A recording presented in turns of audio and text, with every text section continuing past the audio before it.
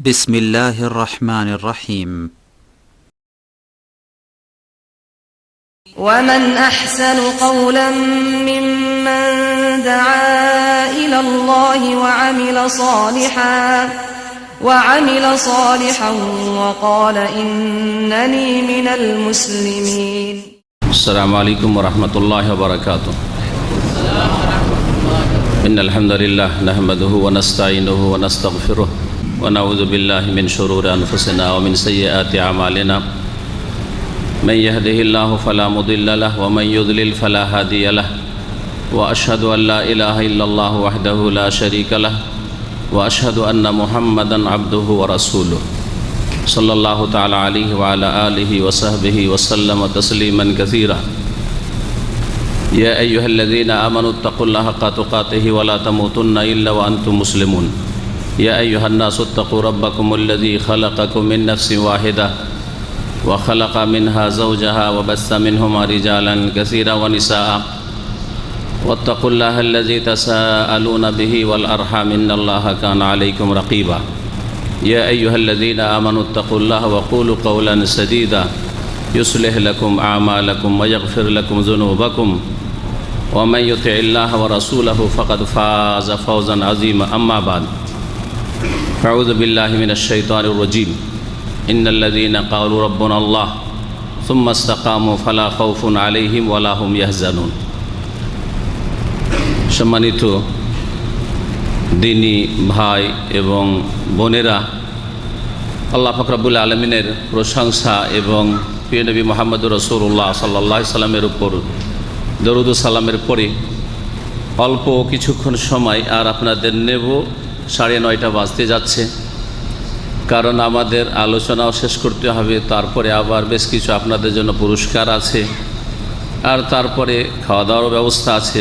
আর মসজিদের আলোচনা ইসলামী সেন্টারের ভিতরে হলে হয়তো অসুবিধা ছিল না, রাত 12টা-1টা চালিয়ে দিল, কোনো অসুবিধা ছিল না। কিন্তু মসজিদে এইরকম দীর্ঘ আলোচনা আসলে উচিত নয়। এশা পরে বিশেষ করে অধিকাংশ আরবি দার্সগুলো দেখবে যে মাগরিব এশার মাঝখানে হয়, কিন্তু প্রবাসীরা আসলে মাগরিব এশার মাঝখানে ফ্রি হতে পারে না, যার ফলে আমরা এশা পরে এই প্রোগ্রামগুলি আপনাদের জন্য রাখি অনেক চেষ্টার পরে। এমনিতে এশা পরে দীর্ঘ সময় মসজিদ খুলে রাখা এটা আসলে একটু চিন্তা করে রাখতে হয়, যেটা অনেকে বুঝে না, যার ফলে অনেকেই আসে, আরামে আসছে, খেয়ে দিয়ে হয়তো আসছে, অথবা আসছে কাজকর্ম সেরে আসছে, ওরা এসে আসলে দিনের কথা শুনতেও পায় না, শেষখানে এসে পৌঁছে, যেটা ভালো লাগে না, দৃষ্টিকটুও লাগে।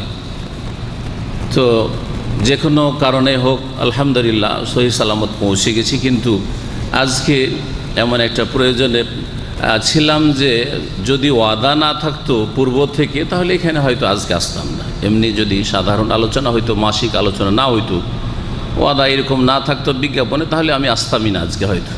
শেখেরা ছিলেন যথেষ্টই, এমনিতেও যথেষ্ট, আলোচনা যথেষ্ট হয়ে গেছে। বিষয়বস্তু ইচ্ছা করেছিলাম যে হজের ফজিলত বা হজের ইহকাল পরকালের উপকারিতা সম্পর্কে আলোচনা করব, কিন্তু বিষয়টা এত লম্বা যে কমপক্ষে 1 ঘন্টা প্রয়োজন।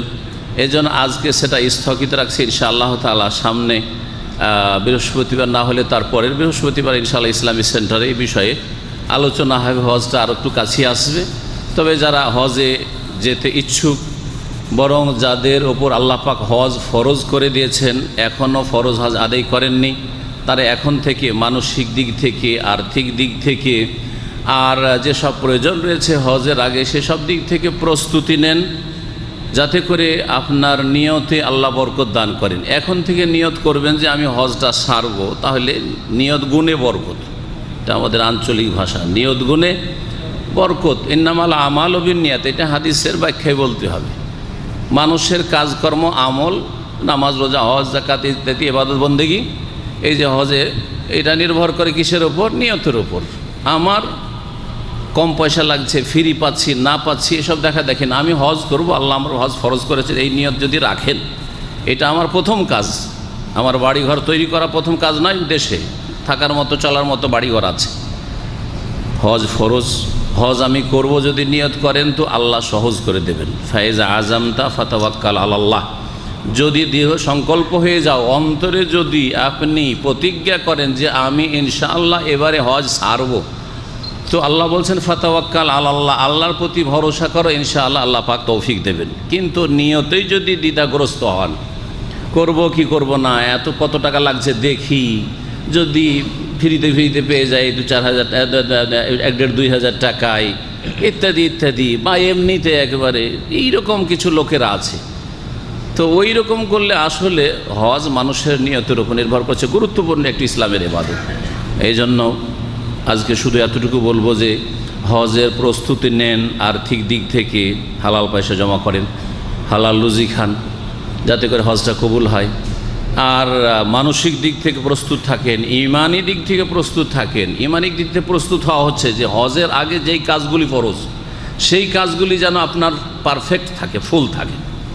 হজের আগে আরও কয়টা ফরজ আছে ইসলামের রুকুন? 4টা, তাই না? তাহলে ওই 4টাকে আগে পুরা করতে হবে। হজ করার আগে আপনাকে আপনার কালেমা শাহাদাত ঠিক রাখতে হবে, লা ইলাহা ইল্লাল্লাহ বলেছেন, তার বিপরীত যেন আপনার আকীদা আমলে শিরক না থাকে, দুর্গা না থাকে, দরগাও না থাকে, জি, জীবিত না থাকে, মৃত না থাকে, কেউ দিতে পারে, ভালো মন্দের মালিক, এইসব শিরকি আকীদা যেন না থাকে। আগে লা ইলাহা ইল্লাল্লাহকে ঠিক করুন, তারপরে কালেমা তাইয়্যিবার দ্বিতীয় অংশ মুহাম্মদুর রাসূলুল্লাহকে ঠিক করুন। ঠিক করা মানে মুখে শুধু বলা, জিকির পড়া নয়। মুহাম্মদ সাল্লাল্লাহু আলাইহি ওয়াসাল্লাম আল্লাহর রসুল, মানে আল্লাহর তিনি দূত, আল্লাহর পক্ষ থেকে আল্লাহর যে আপনার থেকে কামনা চাওয়া, হ্যাঁ, যে এইভাবে ইবাদত করতে হবে, এটা কার মাধ্যমে জানবেন? রাসূলের মাধ্যমে। তিনি হচ্ছেন মুহাম্মদুর রাসূলুল্লাহ সাল্লাল্লাহু আলাইহি ওয়াসাল্লাম। সুতরাং মুহাম্মদুর রাসূলুল্লাহ কোনো মন্ত্র না, কোনো জিকির না, আর শুধু মুখে পাঠ করা নয়, হ্যাঁ, আর মনে শুধু বসিয়ে নেওয়া নয়, বরং অন্তরে বসিয়ে নিয়ে বিশ্বাস করে, কথায় উচ্চারণ করে, কাজে বাস্তবায়ন করা। আমি রসুলের তরিকা ছাড়া অন্য কোনো তরিকা বুঝি না, আমি এসব তরিকা ফরিকা বুঝি না, একমাত্র মুহাম্মদুর রাসূলুল্লাহ সাল্লাল্লাহু আলাইহি ওয়াসাল্লামের তরিকা ছাড়া, এক আল্লাহর ইবাদত ছাড়া কারো ইবাদত বাসনা বুঝি না, আর এক রসুলের তরিকা ছাড়া অন্য কোনো তরিকা বুঝি না। এটা হচ্ছে প্রথম কাজ আপনার। আল্লাহ ইবাদতের জন্য পয়দা করেছেন, ইবাদত আল্লাহর, আর ইবাদত কেমন করে করতে হবে এটা জানার জন্য আল্লাহ পাঠিয়েছেন রসুল। রসুলের তরিকায় আমাকে ইবাদতবন্দি করতে হবে, আমার আকীদা আমল ঠিক করতে হবে। তারপরে দ্বিতীয় পর্ব হচ্ছে সালাত, 5 ওয়াক্ত সালাত। 5 ওয়াক্ত সালাতে যদি 1 রাকাত ঘাটতি থাকে, 1 রাকাত 2 রাকাত ঘাটতি, সব ঠিক আছে, শুধু ফজরে গোলমাল, তাহলে আপনার হজের নিয়ত করে লাভ নেই। এইরকম হজ করতে আমি নিষেধ করব, কারণ এই হজ কাজে আসবে না, ফালতু টাকা পয়সা নষ্ট করবেন, জাহান্নামের রাস্তায় আছেন, ওই রাস্তা দিয়ে থেকে যাবেন, সুতরাং লাভ নেই। আগে আপনার নামাজ ঠিক করুন, সালাত ঠিক করুন, 5 ওয়াক্ত নামাজ ঠিক করুন। 5 ওয়াক্ত নামাজে জামাতে যাচ্ছেন না, জামাতে যাওয়া ফরজ, জামাতে যাওয়াটা আগে ঠিক করেন, আগে জামাতে যাওয়া ঠিক করেন। তারপরে যখন দেখছেন আলহামদুলিল্লাহ আমার 5 ওয়াক্ত ফরজ নামাজ ঠিক হয়ে গেছে, সুন্নত বাধ্যতামূলক পড়তে বলছি না, আপনি সুন্নতের হেফাজত করবেন, আপনার নেকির অঙ্ক বাড়বে, কিন্তু সুন্নতের কারণে জাহান্নামে যেতে হবে না, সুন্নতে ঘাটতির কারণে। কিন্তু ফরজে 1 রাকাত ঘাটতির কারণে জাহান্নামে যেতে হবে, এতে কোনো সন্দেহ নেই, কোরআন এবং হাদিসে কথাই বলে। এটা হচ্ছে আমার ঈমান, এই ঈমান নিয়েই আছি, আর এই ঈমান নিয়ে যেন আল্লাহ পাক যেন মৃত্যুবরণে তৌফিক দান করেন। 5 ওয়াক্ত সালাত যখন ঠিক হয়ে গেছে, তখন যাকাত ঠিক করুন, যাতে করে আপনি যা খাচ্ছেন দিনে কয়েকবার করে ওইটা হালাল হয়। আর হারাম খেয়ে দিয়ে যদি আল্লাহর ইবাদতবন্দি করেন, দোয়া করেন, আল্লাহ রাজি হবেন না। আর তার যতই ইবাদতবন্দি করেন, যেই গোশত যেই রক্ত হারাম দিয়ে তৈরি হচ্ছে, সেই গোশত সেই রক্ত কোথায় যাবে? জান্নাতে যেতে পারবে না। প্রিয় নবী মুহাম্মদুর রাসূলুল্লাহ সাল্লাল্লাহু আলাইহি ওয়াসাল্লাম বলেছেন, আইয়ুমা লাহমিন নাবাতা মিনাস সুহতি ফান্নারু আউলা বিহি, যে কোনো গোশত তৈরি হয়েছে, উদ্গত হয়েছে, জন্মেছে, বেড়েছে, ওজন বাড়ছে আপনার, কিন্তু কি খেয়ে ওজন বাড়ছে? ধীরে ধীরে ওজন বাড়ছে, আপনার ছেলেদের ওজন বাড়ছে, জি হ্যাঁ, কিন্তু কি খেয়ে? নাবাতা মিনাস সুহতি, হারাম খেয়ে, সুদের টাকা, ঘুষের টাকা, জুয়ার টাকা, হারাম ব্যবসা বাণিজ্যের টাকা, বেইমানি করা টাকা, আত্মসাৎ করা টাকা, 9-6 করা টাকা, 2 নম্বরই টাকা, হালাল তরিকায় উপার্জিত হয়নি। হালাল রুজি নয়, এই খেয়ে দিয়ে যদি আপনি গোশত তৈরি করেন, রক্ত তৈরি করেন, শরীর তৈরি করেন, বডি তৈরি করেন, ফান্নারু আউলা বিহি, জাহান্নাম তার বেশি হক রাখে। এটা হচ্ছে নবী করিম সাল্লাল্লাহু আলাইহি ওয়াসাল্লামের কথা, জাহান্নাম তার বেশি হক রাখে। তাহলে নামাজও পড়লেন, কালেমাও ঠিক করলেন, কিন্তু রুজি ঠিক করলেন না, তাহলে আপনার এই শরীরের হকদার কে? জান্নাত নয়, জাহান্নাম। এটা প্রিয় নবী সাল্লাল্লাহু আলাইহি ওয়াসাল্লামের কথা। যাকাত দেন, হারাম মুক্ত হন। যাকাত না দিলে রুজি হারাম হয়ে যায়। ঠিক তেমনি হারাম উপার্জন করলে রুজি হারাম হয়ে যায়, হারামের মিক্সচার করলে রুজি হারাম হয়ে যায়। মিক্স আপনার গোশত তৈরি হচ্ছে, হালালও তৈরি হচ্ছে, হারামও তৈরি হচ্ছে, জাহান্নামে যেতে হবে। এটা যখন হয়ে গেছে, যাকাত দেওয়া হয়ে গেছে, তখন রমজান মাসের বছরে 30-29টা রোজা ফরজ আছে, ওই রোজাতে যা ঘাটতি না থাকে। আজকাল গরমের দিনে অনেকে রোজা রাখেন না। রোজায় যদি এই গোটা মাসের না রেখে থাকেন আর হজের নিয়ত করেছেন, দেশে চলে যাব, হজটা করিনি, রোজা বলছে রোজা করিনি, করব, আগামী দিনে করব আশা করছেন, কিন্তু গত রমজানের রোজা রাখেননি, তার আগেও ফুল রোজা রাখেননি, কিছু রাখেন কিছু রাখেন না। অধিকাংশ মুসলিমদের ভিতরের খবর নিয়ে দেখেছি যে ফুল রোজা রাখে না, ফুল রোজা রাখে না এরা। আশ্চর্য হয়ে যাবেন। এক ভাই গত ইফতার ক্যাম্পে এসে এবারই বলছে যে শেখ, আমার বিল্ডিংয়ে যতগুলি লোক থাকে আমার রুমে সবগুলি বেরোজাদার, সবগুলি বেরোজা, আর সবাই ইফতার করতে এসছে, সবাই ইফতার করতে এসছে, আমি শুধু রোজা রাখি। তো কি করা যায়? এসে আছে ওরা, বেরোজাদার খেতে এসছে, ইফতারি খেতে এসছে আমাদের ইফতার ক্যাম্পে। তাই আমি বললাম যে মানুষকে অপমান করা তো ঠিক হবে না, দোয়া করে আল্লাহ ওদেরকে হেদায়েত দান করুক, এবং ওদের অন্তর আল্লাহ ভয় দিক যে একে তো রোজা রাখিনি, পরে আর অপরাধ হচ্ছে উপরন্তু যে যারা রোজাদারকে ইফতার করাবার জন্য দান খায়রাত করেছে, দিয়েছে, সেই খাবার খাচ্ছে। তো আসলে এদের কিঞ্চিত পরিমাণ নেই। যারা রোজা রাখেনি তারা বেনামাজি, আসলে তার আগে নামাজ নেই, তো রোজার কথা, সিয়ামের কথা আর কি বলবে? যখন 4 নম্বরে ইসলামের পিলার রোজা ঠিক হয়ে গেছে, 5 নম্বরে নিয়ত করুন যে বাইতুল্লাহর হজটা সেরে যাব, এবং যত তাড়াতাড়ি সম্ভব, এই বছরই ফরজ হয়েছে, বিলম্ব করা জায়েজ নয়, তাড়াতাড়ি এই বছরই হজটা সারতে হবে। আশ্চর্য হয়ে যায় আমাদের দেশের মানুষের ওপর যে হজের ক্ষেত্রে এত কেন বিলম্ব করে। দেশের মানুষরা 20-22 বছর বয়সেই হয়তো হজ ফরজ ছিল, পয়সা আছে, কিন্তু 70-80 বছরের বুড়া না হলে হজে আসবে না। দুনিয়ার সমস্ত কাজকাম সারবে, হারাম খেতে হলে মন ভরে সারা জীবন ধরে হারামটা খেয়ে নেবে, কারণ হজ করে আসার হারাম খাওয়া যাবে না। হজ করে এসে আর একটা জাহিলিয়াত আছে, জমিতে পা দেওয়া যাবে, নিজের জমিতে নাকি পা দেওয়া যাবে না, মাঠে ঘাটে নামা যাবে না, হ্যাঁ, আর হারাম তো খেতে যাবেই না, এই আশা করছে। সেই জন্য ওই বুড়ো হওয়ার পরে 70-75 বছর বয়সে রিটায়ার হওয়ার পরে চাকরি করলে, না হলে ছেলে মেয়েদের সব বিবাহ শাদী সারার পরে, আর যখন কোনো কাজের লায়ক না, অযোগ্য, কোনো কাজের যোগ্যতা নেই, তখন শেষখানে চল হজটা সেরে আসি। আর এখানেও মসজিদের খাদেম, মসজিদে শুধু খাদেম না, আমি চিনি আর আশেপাশের মহল্লাতেই আমাকে আজকে থেকে 3-4 বছর আগে বলছে যে শেখ ইসলামিক সেন্টার থেকে হজ হচ্ছে। বলছি কেন, কার জন্য? বলছে আমার জন্য। আমি হজ করিনি, তাকে অনেক দিন থেকে চিনি, অনেক দিন ধরে থাকে। কেন হজ করেনি আপনি? থাকে 20-25 বছর আগে থেকে, আমার আগে থেকে মনে হয় থাকে। তো যাই হোক, আর মসজিদে নামাজও পড়ায়, যখন ইমাম না থাকে, সৌদি ইমাম না থাকে, তার নামাজও পড়ায়। তো হজ করেননি, অনেক দিন হয়ে গেল আপনার এখানে না? বলছে শেখ, দুঃখের বিষয় এখনও হজ করা হয়নি, হজ করা হয়নি।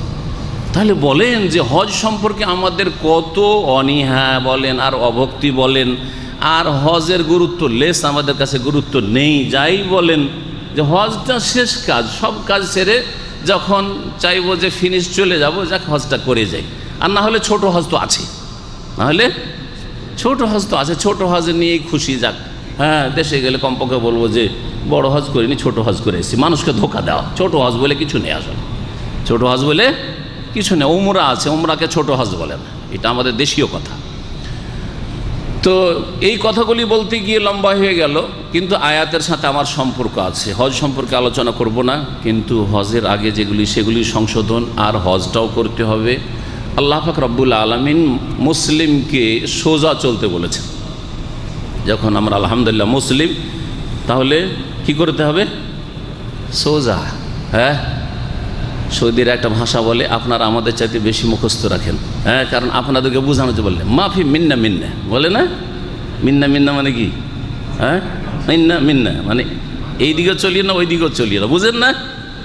এটা কোনো শুদ্ধ ভাষা নয়, কিন্তু আপনারা সবাই বুঝেন এটা কথা। তো মুসলিম হইলে মাফি মিন্না মিন্না, জি হ্যাঁ, এদিকে করবো ওইদিকেও করবো, এদিকেও কিছু খাবো ওইদিকেও কিছু খাবো, হ্যাঁ, পাপও করবো নেকিও করবো, জান্নাতে যাওয়ার কাজও করবো জাহান্নামে যাওয়ার কাজ করব। এটা ইস্তেকামা না, এটা সোজা মুসলিমের কাজ না ভাই। সোজা মুসলিম হন, সহজ ভাষা। আমার ভাষা এত সহজ করে বলছি আপনাকে যে অন ক্লাসও পড়েনি সেও যেন বুঝে, আর যদি সে পিএইচডি করে আসে সেও যেন বুঝে, আর সেও যেন কবুল করে। ও বলুক যে ভাষা জানে জানে না সেটা আমার দেখার বিষয়টাই। তো বলছি যে সোজা মুসলিম হইতে হবে, এই মর্মে কোরআনে কারিমে বেশ কিছু আয়াত রয়েছে। একটি আয়াত পেশ করেছি সূরা আহকাফ থেকে, ইন্নাল্লাযীনা ক্বালু রাব্বুনাল্লাহ সুম্মা ইসতাকামু, নিঃসন্দেহে যারা বলল যে আমাদের মালিক আমাদের প্রতিপালক আল্লাহ, মানে মুমিন মুসলিম হইল। অন্য ভাষায় যে ব্যক্তি নিজে মুমিন মুসলিম হইল, রাব্বুনাল্লাহ বলল, মানে সে হচ্ছে মুমিন মুসলিম, কাফের নয়, অমুসলিম নয়, মুমিন মুসলিম হইল। মুমিন মুসলিম হয়ে যখন গিয়েছো আলহামদুলিল্লাহ পড়ো, জন্মসূত্রে হয়ে গেছি আলহামদুলিল্লাহ, সবচেয়ে বড় আলহামদুলিল্লাহ। আর যারা জন্মসূত্রে হয়নি কিন্তু আল্লাহ এখনও তৌফিক দিয়ে দিয়েছেন, 20, 30, 40 বছর বয়সে নিয়ে মুসলিম হয়ে গেছেন, বলেন আলহামদুলিল্লাহ যে আনকাযাকা মিনান নার, আল্লাহ পাকের শুকরিয়া যে তোমাকে জাহান্নামের পথ থেকে রক্ষা করেছেন আল্লাহ পাক রব্বুল আলামিন। জি, তো যখন মুমিন মুসলিম হয়ে গেছেন, রব্বুন আল্লাহ, কে আমাদের মধ্যে আছে যে বলবে না যে রব্বুন আল্লাহ, ঠিক না? রব্বুন আল্লাহ, আমাদের রবকে আল্লাহ। কবরে যখন যাবেন, আমরা যখন কবরে যাব তখন 3টা প্রশ্ন হবে। প্রথম প্রশ্ন হবে মান রব্বকা, তোমার মালিককে, রবকে, সৃষ্টিকর্তাকে, পালনকর্তাকে। জবাবে কি বলবেন? রব্বি আল্লাহ। এক বচন হচ্ছে রব্বি আল্লাহ, আমার রব আল্লাহ। আর কোরআনের এই আয়াতে রয়েছে রব্বুন আল্লাহ, যারা বলল যে আমাদের রব আল্লাহ, বহু বচন। রব্বুন আল্লাহ যদি দুনিয়াতে বলেন তো কবরে রব্বি আল্লাহ বলতে পারবেন, আর দুনিয়াতে যদি রব্বি আল্লাহ না বলেন, রব্বুন আল্লাহ আমাদের রব আল্লাহ না বলেন, তো কখনো মওতের পরে বলতে পারবেন না যে আমাদের রব আল্লাহ।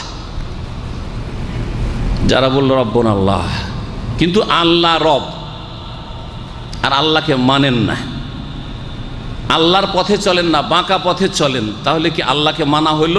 রব মানা হইল?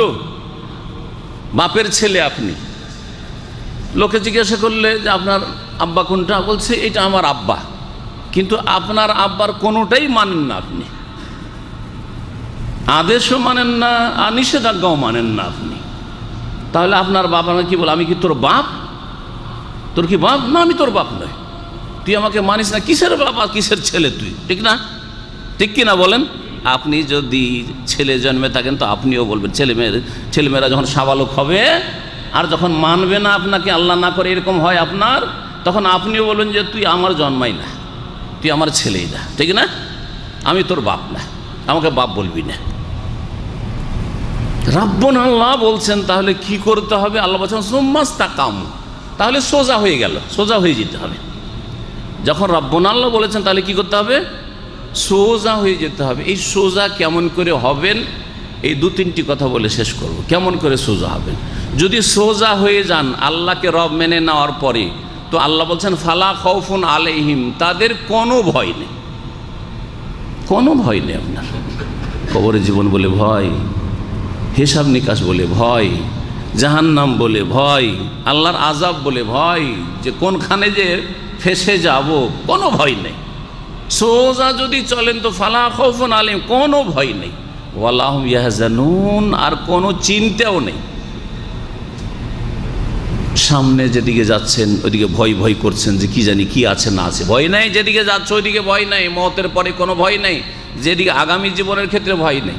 পিছনে যে ছেড়ে এসছেন ওইটা নিয়ে টেনশন হয়, চিন্তা হয় যে হাই রে, এটা হলো না, ওইটা হলো না, এটার কি হবে, ওইটার কি হবে। তো যখন মওতের মুখে পাড়ি দিচ্ছেন আপনি, মওতের দ্বারে, সেই সময় পিছনে স্ত্রী ছেড়ে যাচ্ছেন, ছেলে মেয়েদেরকে ছেড়ে যাচ্ছেন, হ্যাঁ, ধন সম্পদ ছেড়ে যাচ্ছেন, ছেলেমেয়েরা নাবালক নাবালিকা রয়েছে, এদের কিছুই করে দিতে পারলাম না, একটা হয়তো বাড়িও করতে পারিনি ইত্যাদি, থাকবে কোথায়, এদের ইনকাম কোনো সোর্স নেই, কি করে খাবে, এসব চিন্তা করিও না। ওয়ালাহুম ইয়াহজানুন, কোনো চিন্তাও নেই। দুটি কথা, দুটি কাজ করেন, দুটি ফল আল্লাহ বলছেন। আল্লাহকে রব বলে মেনে নেন আর সোজা মুসলিম হয়ে যান। হ্যাঁ, সোজা মুমিন মুসলিম হয়ে যান, তাহলে কোনো ভয় নেই, কোনো চিন্তা নেই। আল্লাহ পাক এই বিষয়টিকে সূরা ফুসসালাতে লম্বা করে বলেছেন, যেটা বললে কথা লম্বা হয়ে যাবে। যারা রব্বুন আল্লাহ বলল সুম্মাস্তাকামু তাতানাজ্জালু আলাইহিল মালাইকাতু আল্লা তাখাফু আলা তাহজানু, এই দুটি কথা চলে আসলো। ওয়া আবশিরু বিল জান্নাহ, জান্নাতের সুসংবাদ, আল্লাতী কুনতুম তুআদুন, যার ওয়াদা করা হয়েছে, এইভাবে চললে নাহনু আউলিয়াকুম ফিল হায়াতিদ দুনিয়া, তো ফেরেশতারা বলবেন যে আমরা তোমাদের বন্ধু ছিলাম, অফিল আখিরা, আর পরকালেও তোমাদের বন্ধু। ওয়ালাকুম ফিহা মা তাশতাহি আনফুসুকুম, জান্নাতে যা চাইবে তাই পাবে। ওয়ালাকুম ফিহা মা তাদদাউন, আর যা তোমাদের মনে তলব হবে তাই তোমাদের জন্য রয়েছে। নজুলাম মিন গাফুর রহিম, আল্লাহ পাক রব্বুল আলামিন তোমাদের আতিথ্য করবেন, মেহমান নওয়াজি করবেন। আল্লাহ মেজবান হবেন, তোমরা আল্লাহর মেহমান হবে জান্নাতে। রব মেনে নিতে হবে আর সোজা মুসলিম হইতে হবে। সোজা মুসলিম কেমন করে হবেন? সোজা মুসলিম হওয়ার জন্য প্রথম যেই কাজটি করতে হবে সেই কাজ থেকে শুরু করি। তার আগে একটি হাদিস বলে ওইদিকে বাড়ি।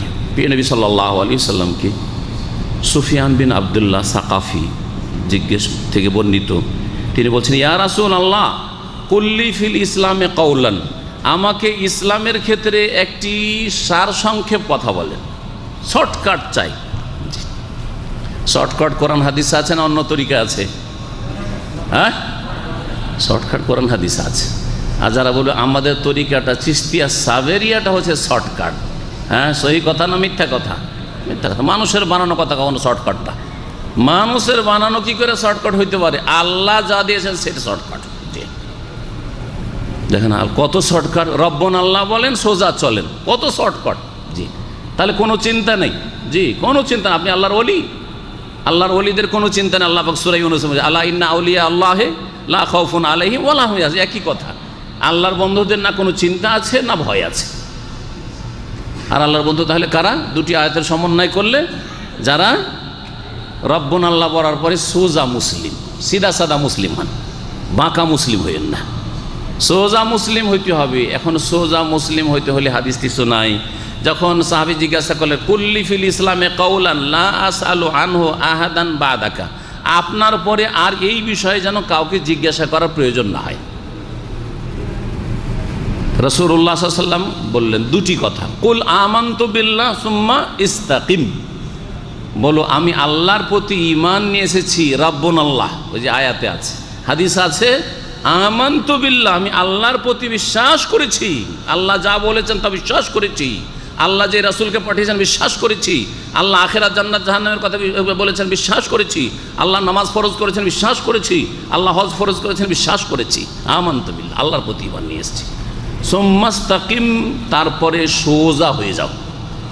ইস্তেকাম মানে কি? ইস্তেকাম মানে সোজা হয়ে যাওয়া। কামা ইয়াকুম মানে দাঁড়ানো, হ্যাঁ, কামা থেকে হচ্ছে ইস্তাকিম, তাহলে সোজা যে দাঁড়িয়ে যায় সে হচ্ছে মুস্তাকিম।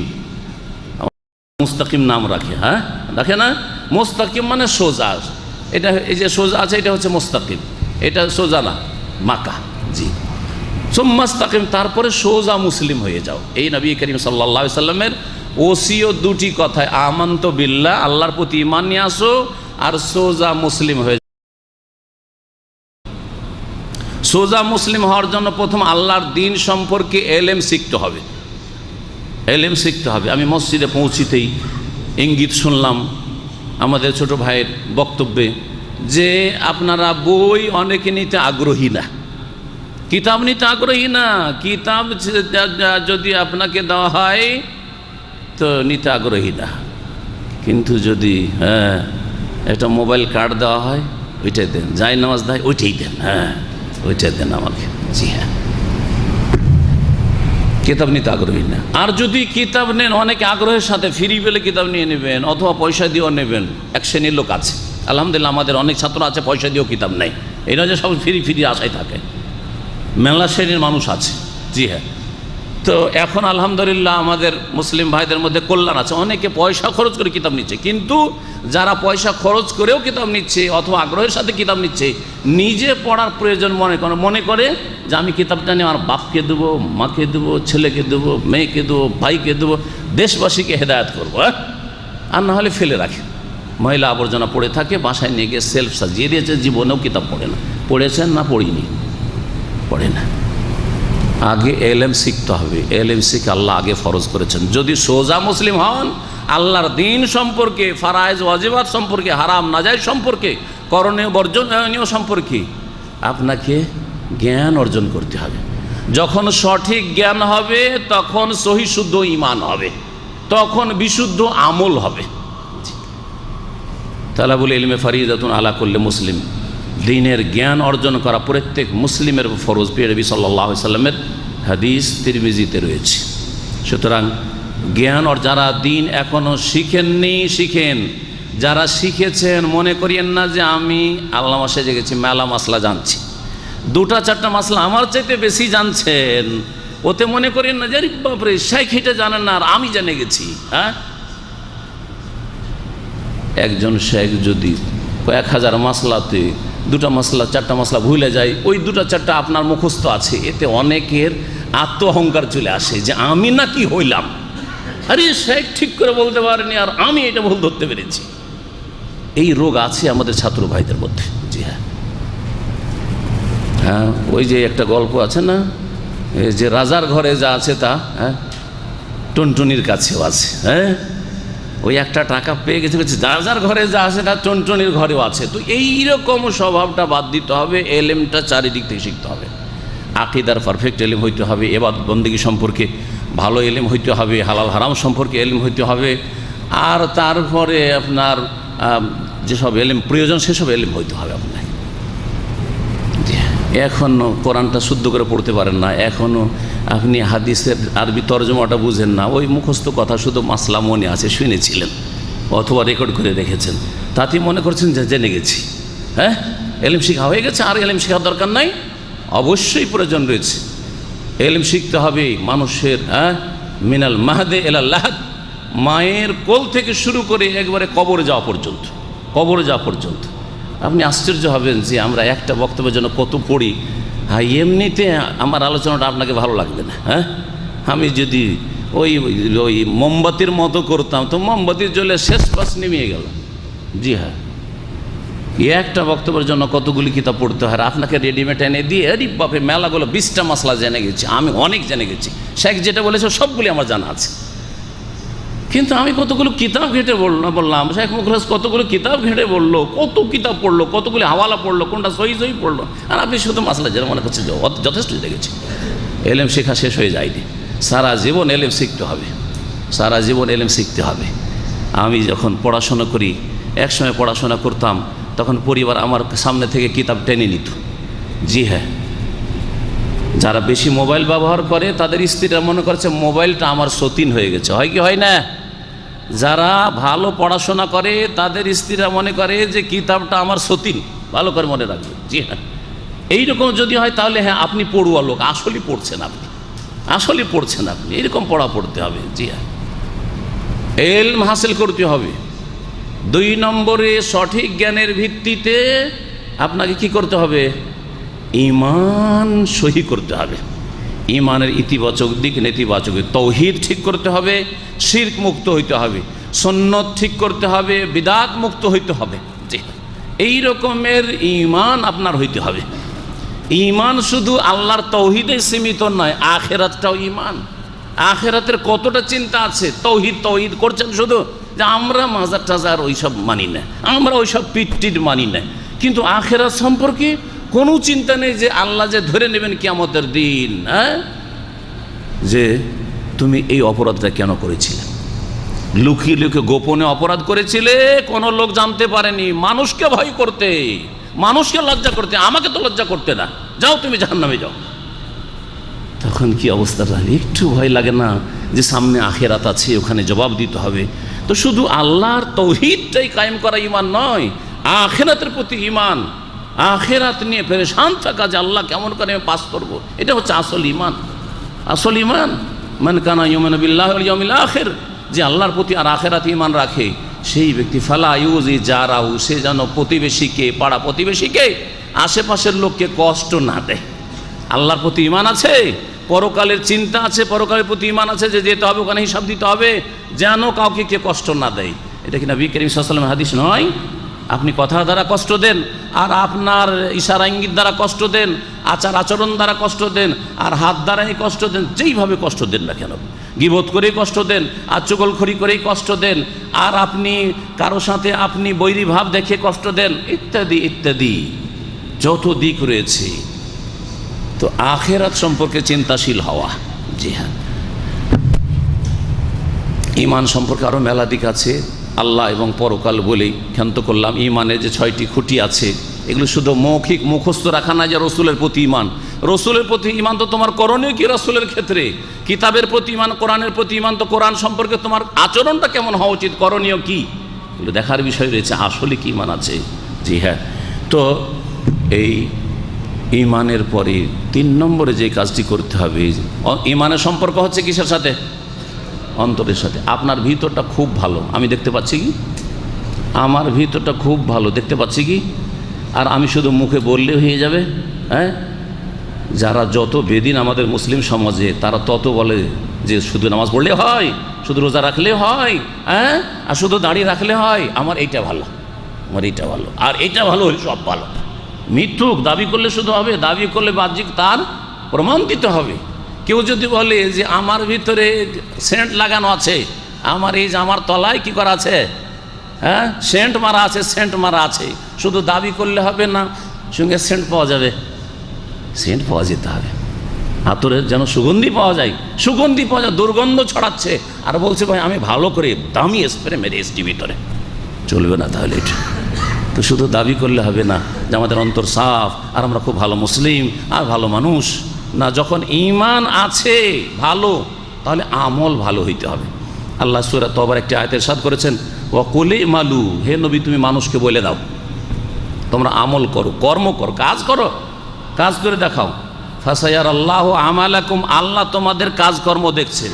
ওয়া রাসূলুহু, আর আল্লাহর রাসূলও তার জীবদ্দশায় দেখছেন, তার সাহাবীদেরকে দেখতেন যে কে কেমন আমল করছে, সাথী সঙ্গীদের, জি হ্যাঁ। ওয়াল মুমিনুন, আর মুমিন মুসলিমরা তোমাদের পাড়া প্রতিবেশী আত্মীয় স্বজন তারাও দেখছেন যে কে কেমন আমল করছো। ওয়া সাতুরাদ্দুনা ইলা, কে কতটা আল্লাহর দিনের জন্য দান খেরাত করছো, কে কেমন নামাজের পাবন্দি করছো, কে কতটা তাকওয়া পরহেজগারি রাখছো, কে কতটা হারাম থেকে বাঁচছো, কে কতটা হালাল রুজি তলাশ করছো, এগুলো আশেপাশের লোকে জানতে পারে না। আপনার রুজিতে যদি হারামের মিক্সচার থাকে তো পাশের লোক জানতে পারবে না। আপনার বাকালার মুদিখানার বিজনেস আছে, আর সেখানে যদি সিগারেট বিক্রি হয় তো লোকেরা জানতে পারবে না আশেপাশের যে এই লোক মুদিখানার ব্যবসা করে আর ওতে সিগারেট বিক্রি করে, জানতে পারবে না। আপনি জর্দা দেওয়া পান খেলে জানতে পারবে না, মুমিনরাও দেখছেন। সুতরাং আমল করো, আমল করতে হবে, আমলের বড় প্রয়োজন রয়েছে। বিশেষ করে সহি আকীদার ভাইদের ক্ষেত্রে বলছি যে আকীদা আলহামদুলিল্লাহ সৌদি আরবে বেশি ঠিক হয়ে গেছে, ঠিক হয়েছে, কিন্তু এই আকীদায় নাজাতের জন্য যথেষ্ট যদি হইতো তাহলে প্রিয় নবী সাল্লাল্লাহু আলাইহি ওয়াসাল্লাম এই কথা বলতেন না যে মা আসফালা মিনাল কাবাইনে মিনান নার, টাকনার নিচে কাপড় যতটা যাবে জাহান্নামে যাবে, আকীদা দিয়ে জান্নাত চলে যাবে, তাওহীদ দিয়ে জান্নাত চলে যাবে। তাহলে এই কথা কেন বলবেন যে টাকনার নিচে কাপড় গেলে কোথায় যাবে না? টাকনার নিচে কাপড় গেলে শুধু ওই যারা মাজারপন্থী তারাই জাহান্নামে যাবে, বেদাতি শুধু জাহান্নামে যাবে, নামাজি জাহান্নামে যাবে না। নামাজি কিন্তু টাকনার নিচে কাপড় জাহান্নামে যাবে না। যে দিন একটা পূর্ণাঙ্গ জীবন বিধান, পূর্ণাঙ্গ জীবন বিধান। সুতরাং আপনাকে আমল করে প্রমাণ করে দিতে হবে যে আমার অন্তরে আল্লাহর ভয়, পরকালের চিন্তা এবং আল্লাহর একত্ব প্রতিষ্ঠা করার ঈমান যে আছে, এর প্রমাণ দেখো আমার আমল। এই ফরজ নামাজের মাধ্যমে, আর তারপরে যাকাতের মাধ্যমে, দিনের খেদমতের মাধ্যমে, লিল্লাহিয়াতের মাধ্যমে। দিনের খেদমত সবাই করছি, কিন্তু আপনার দিনের কাজে কতটা খুলুসিয়াত আছে এটা দেখার বিষয়। যদি আপনাকে উঁচা চেয়ার দেওয়া হয় তো দিনের কাজ করবেন, আর না হলে উঁচা চেয়ার না দেওয়া হলে দিনের কাজ করবেন না। আমাকে যদি ইসলামী সেন্টারে প্রফেশনাল রাখা হয় তাহলে আমি দাওয়াতের কাজ করব, আর যদি ইসলামী সেন্টার থেকে বাইরে চলে যাই তাহলে ভাই আমার কাছে সময় নেই। তো আল্লাহ বুঝছেন না যে কি জন্য তুমি দিনের কাজটা করছো? হ্যাঁ, পেশা সেই জন্য করছো, তাহলে এদিকে কি নাজাত পাওয়া যাবে? কখন নাজাত পাওয়া যাবে না? আমার দায়িত্ব কোথায় পালন করলাম? সুতরাং মনে রাখবেন যে আপনাকে যখন উঁচা কুরসি দিবে, যখন মান ইজ্জত দেবে, তখন আপনি দিনে দাওয়ার কাজ করবেন, আর না হলে কেটে পড়বেন না। এরকম হওয়া উচিত নয়। এইরকম যদি করেন তাহলে আপনার নিয়তে খোটা আছে, নিয়তে খারাপই আছে। আমলে ঠিক হইতে হবে। আমলে যেমন ফরজ অজেবের হেফাজত করতে হবে, সুন্নত নফল বাড়াইতে হবে, তেমন হারাম নাজায়েজ থেকে বাঁচতে হবে। হারাম নাজায়েজ থেকে বাঁচতে হবে। গীবত করলে জান্নাতে যাওয়া যায় না জাহান্নামে যেতে হয়? চুগলখোর জান্নাতে যাবে না জাহান্নামে যাবে? তাহলে যদি চুগলখোরি থাকে, মহব্বতের জন্য আমি একটা উদাহরণ দিই। কোনো দিনী ভাই মনে করলেন যে শেখের বিরুদ্ধে একটা কথা বলেছে, ঠিক আছে আমাকে মহব্বত করেন, ভালো কথা, কিন্তু আমি ক্লিয়ার স্পষ্ট বলছি, মহব্বত করেন আমার সাথে। আমার বিরুদ্ধে কেউ একটা কথা বললো, তখন এসে আমাকে বলে শেখ আপনার সম্পর্কে এরকম কথা বললো। এটা বলার উদ্দেশ্য কি আপনার? উদ্দেশ্য যদি হয় যে শেখের মন জয় করবো, তার কাছের লোক হব, তাহলে হারাম কাজ করলেন আপনি, কাবিরা গুনাহ করলেন, জাহান্নামে যাওয়ার কাজ করলেন। কিন্তু যদি হয় যে এটা বিশাল আকার ধারণ করছে, ফিতনা হতে যাচ্ছে, সুতরাং এর জন্য সংশোধন হওয়া উচিত, ইন্নামাল আমালু বিন্নিয়াত, সংশোধন হওয়া উচিত। তার জন্য আপনাকে চিন্তা করতে উত্তম পন্থা কি? উত্তম পন্থা আমাকে বলে দিয়ে ওই লোককে আমার নজরে দুশমন বানিয়ে দেওয়া নয়। উত্তম পন্থা ছিল যে আরও কি দু একজন ভাইকে বলে যে এই লোক এই রকমের মন্তব্য করে থাকে যেটা অবাস্তব, মিথ্যা কথা বলে, আর সত্য কথা হলে গীবত করা কোথায় জায়েজ ব্যক্তি জীবনের ক্ষেত্রে। তাহলে এই লোকের সংশোধন করার জন্য আমরা ওকে নিয়ে বসি, অথবা ওর সাথে আলোচনা করি, ওকে বুঝাই। উদ্দেশ্য কি হইতে হবে? ইন উরিদু ইল্লাল ইসলাহ, সংশোধনের উদ্দেশ্য হবে। কিন্তু যদি ফাসাদ সৃষ্টি করার উদ্দেশ্য হয় যে এদের মাঝে দূরত্ব পয়দা হয়ে যাক, আমি কাছের হয়ে যাই আর সে দূরের হয়ে যাক, এইরকম যদি উদ্দেশ্য থাকে তো জাহান্নামে যাওয়ার কাজ করলেন। তাহলে শুধু আপনার তৌহিদ দিয়ে আর শুধু শিরক মুক্ত হয়ে আর পীর মুক্ত হয়ে আর বিদাত মুক্ত হয়ে আর নামাজ পড়ে জান্নাতে যাওয়া যাবে না। এইগুলো ঠিক হইতে হবে, আমল এগুলো, এই আমলগুলি ঠিক হইতে হবে। আমল যখন ঠিক হয়েছে, কয়টা বললাম? ইলম শিখতে হবে, ঈমান ঠিক করতে হবে, আমল ঠিক করতে হবে। আপনি আমল ঠিক করেছেন, আপনার দায়িত্ব আছে আপনার আশেপাশের লোককে দাওয়াত দিতে হবে। ওয়াতাওয়াসাউ বিল হক, হকের কথা অন্যকে জানাতে হবে। আপনার স্ত্রীকে জানাবেন, আপনার বাপ মাকে জানাবেন, আপনার ছেলে মেয়েকে জানাবেন, আপনার আত্মীয় স্বজনকে জানাবেন, দাওয়ার কাজ করবেন। কিন্তু আগেই দাওয়ার কাজ, আপনি নিজেকে পরিষ্কার করতে চান না, নিজের সংশোধন চান না, অন্যের সংশোধনের জন্য আপনি মরিয়া হয়ে আছেন। ওর মধ্যে কেন এটা দোষ, ওর মধ্যে কেন এটা দোষ? আপনার মধ্যে দোষ আছে, ওইটা আগে ঠিক করেন। নিজের দোষ নিয়ে পেরেশান থাকা উচিত। 10টা বেজে গেছে, এখানে আলোচনা আমি শেষ করে দিচ্ছি। এই 4টি কথা মনে রাখবেন। যদি সোজা মুসলিম হতে চান, দিন সম্পর্কে এলেম হাসিল করুন। আমাদের সেন্টারে, রাকা ইসলামিক সেন্টারে শেখ সালিমউদ্দিন আছেন, ওখানে দায়ী প্রশিক্ষণ কোর্স চলছে। প্রথম লেভেল, দ্বিতীয় লেভেল, তৃতীয় লেভেল, ওখানে হাজির হন। আপনারা মহরম থেকে শুরু হবে, নাম লেখান, অ্যাডমিশন নেন, ফ্রি, সব কিছু ফ্রি, সেখানে ক্লাস ফ্রি, আপনার 1 পয়সা লাগবে না, 1 পয়সা লাগবে না। বরং চেষ্টা করা হচ্ছে যে এখান থেকে গাড়ির ব্যবস্থা দেওয়া যায় কিনা, কারণ অনেকেই যেতে আগ্রহী, তাদের কাছে যাতায়াত ব্যবস্থা নেই, চেষ্টা করা হচ্ছে। এই কোর্সে আপনারা ভর্তি হন। আর আমাদের এখানে তো প্রায় দিনে দর্শ আছে, আমাদের ইসলামিক সেন্টার বিশেষ করে সিকোতে প্রায় দিনে, বৃহস্পতিবারে আছে, শুক্রবারে সারা দিন আছে, শনিবারে আছে, তারপরে আমরা বাকি দিনগুলো আছে। আশেপাশে কোথাও থাকেই, যোগাযোগ রাখলে হবে যে কোথায় আলোচনা আছে।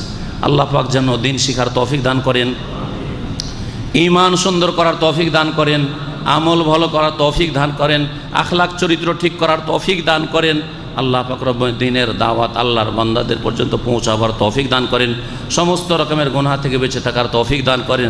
আল্লাহ বালা মুসিবত থেকে যেন বাঁচিয়ে রাখেন। আল্লাহ পাক রব্বুল আলামিনের কাছে দোয়া করি, যারা অসুস্থ রয়েছেন তাদেরকে শিফা দান করেন। মুমিন মুমিনাত মুসলিম ভাই বোনেরা যে যেখানে আছেন, আর বিশেষ করে যারা এখানে হাজির হয়েছেন, তাদের যে বালা মুসিবত রয়েছে, পেরেশানি রয়েছে, আল্লাহ পাক যেন দূর করে দেন। আল্লাহ পাক রব্বুল আলামিন সমস্ত রকমের ফিতনা থেকে আমাদের যেন হেফাজত করেন। যেসব ভাইরা এখনও হজ করেন তাদেরকে হজ বাইতুল্লাহ করে যাওয়ার তৌফিক দান করেন। আল্লাহ পাক রব্বুল আলামিন তাদের রুজিতে যেন বরকত দান করেন। যারা হজ করেছেন তাদেরকে আরও বেশি নফল হজ করার তৌফিক দান করেন, তাদের রুজিতে আল্লাহ পাক বরকত দান করেন। ওয়া সাল্লাল্লাহু আলা নবিয়িনা মুহাম্মদ ওয়া আলা আলিহি ওয়া সাহবিহি আজমাইন। যে শিশু চিৎকার করে জেগে ওঠে, এক্ষেত্রে ঝাড়ফুঁক বা অন্য কিছু দোয়া বা বিশেষ দোয়া থাকলে জানাবো। ঘুমের মধ্যে বাচ্চারা চিৎকার করে উঠে বা লাফিয়ে উঠে, এটা হয়। যদি হয় কোনো বাড়িতে, তো ওই বাড়িতে বেশি বেশি সূরা বাকারা তেলাওয়াত করেন, সূরা বাকারার তেলাওয়াত করেন। শুধু চালিয়ে রাখবেন না, অনেকে খুব ঠক, নিজে তেলাওয়াত করবে না, শুধু তেলাওয়াত ক্যাসেটে চালিয়ে রাখে বা টিভিতে চালিয়ে রাখে, এটা যথেষ্ট নয়। নিজেরা তেলাওয়াত করেন, বাড়িটাকে শয়তান মুক্ত করেন। শয়তানের হয়তো কুপ্রভাব থাকতে পারে, সম্ভাবনা, এতে মুক্ত করেন। আর মাঝে মধ্যে এটা হইতে পারে ভালো বাড়িতে যেখানে তেলাওয়াত হচ্ছে রাত দিন, তখন হয় শয়তান বিরক্ত করে। তো এইরকম যদি হয় তাহলে বাচ্চাকে ফুঁক দিবেন। কিছু মুখস্থ না থাকলে সূরা ইখলাস, ফালাক, নাস এই সূরাগুলি পড়ে ফুঁক দিবেন বাচ্চাকে। আর যদি মুখস্থ থাকে তো আউযু বিকালিমাতিল্লাহি তাম্মাতি মিন গাযাবিহি ওয়া ইকাবিহি ওয়া শাররি ইবাদিহি ওয়া মিন হামাযাতিশ শাইতানি ইয়াহযুরুন, এইটা পড়ে আপনি ফুঁক দিবেন বাচ্চার ওপর। আর যদি এটাকে আরও করেন যে ওই জহু, এটাকে যদি চেঞ্জ করা যায় তাহলে আর ভালো। কিন্তু যেটা আপনাদের জন্য সম্ভব নয়, এইভাবে হাদিসে দোয়াটা এসছে নিজের জন্য দোয়া করার ক্ষেত্রে, যে আপনি যদি খারাপ স্বপ্ন দেখেন, ঘাবড়িয়ে ওঠেন, তাহলে বলেন যেটা যে দোয়াটি বললাম পড়ার পরে বাম দিকে থুতু ফেলে ডান দিকে কাত হয়ে শুয়ে যান। জি, তো ইনশাআল্লাহ আর শয়তান আসতে পারবেন না। আর এটাকে পরীক্ষার জন্য না, আমি আমল করে দেখেছি। যতই ভয়ঙ্কর স্বপ্ন দেখা বিরক্ত করছে, কয়েকবার করে একবার পড়ে বাম দিকে থুতু দিলে শয়তান এত লাঞ্ছিত হয়, কখনো আসতে পারবে না, ওই রাতে আর আসতে পারবে না। এক ভাই বলছেন, ঋণগ্রস্ত ব্যক্তির হজের বিধান। ঋণগ্রস্ত ব্যক্তির হজের বিধান, ঋণ করে হজে যেতে বলবো না, কিন্তু শখ করা ঋণ। বিজনেস করবেন, আপনি হচ্ছেন আদার ব্যবসায় আর জাহাজের বিজনেস করবেন, আদার ব্যাপারী, জাহাজের খবর, অর্থাৎ 10,000 রিয়াল আছে আর 50,000 রিয়ালের ব্যবসা করবে, 40,000ই ধার। তাহলে এইরকম ঋণ করা, নিজের জন্য ঝুঁকি রাখা, এরকম ঋণ করা আমি জায়েজ মনে করি না। কেন এরকম ঋণ করে আপনি কে এত বড় ব্যবসায়ী হইতে বলেছে? ঋণ অল্প স্বল্প কিছু এখনই এদিক থেকে টান নিলাম হয়তো, কিন্তু ওই দিক থেকে আমি সারিয়ে দিতে পারবো যে কোনো সময়, এইরকম ঋণ করেন। তো ঋণের বোঝা নিয়ে থাকবে না, কারণ নবী করিম সাল্লাল্লাহু আলাইহি ওয়াসাল্লাম জানাজার নামাজ পড়েননি। এমন লোকের যায় যে ঋণের বোঝা নিয়ে হঠাৎ মওত চলে এসছে। আমার মত আজকে আসতে পারে না, আপনার আসতে পারে না। ঋণের বোঝা নিয়ে থাকলে কি অবস্থা হবে বলেন দেখি? নবী যদি থাকতেন তাহলে জানাজা পড়তেন না, সাল্লু আলা সাহিবকুম, পড়ো জানাজা, তোমরা পড়ো, আমি পড়বো না, এই কথা বলতেন। এত মারাত্মক বিষয়। সুতরাং ঋণ করে রাখবেন না, ঋণ মুক্ত থাকার চেষ্টা করবেন। ঋণটা যদি আপনার খাদ্যের অভাবে, চিকিৎসার প্রয়োজন, চিকিৎসার প্রয়োজনে ইত্যাদি এরকম জরুরি কাজে খরচ হয়ে গেছে বা ঋণ হয়ে গেছে, তাহলে ঋণ দাতারা যদি তাদের তলব এইরকমই থাকে, ওয়াদা করা থাকে যে তাদের ঋণ দিতে হবে, তাহলে আগে ঋণ দেন, হজ ফরজ হবে না, আপনার ফরজ নয়। কিন্তু যদি আপনজন হয় আর বলে যে আমার টাকা নিয়ে যাওয়া অসুবিধা নাই, তুমি সামনে এসে ঋণ পরিশোধ পরেই করবে, তুমি হজটা করে আসো, এইরকম ক্ষেত্রে, বিশেষ ক্ষেত্রে ঋণের অবস্থায় হজ করা জায়েজ হতে পারে। কিন্তু আসল হচ্ছে যে ঋণের বোঝা যদি থাকে, কখনো হজ ফরজ হবে না, আগে ঋণ পরিশোধ।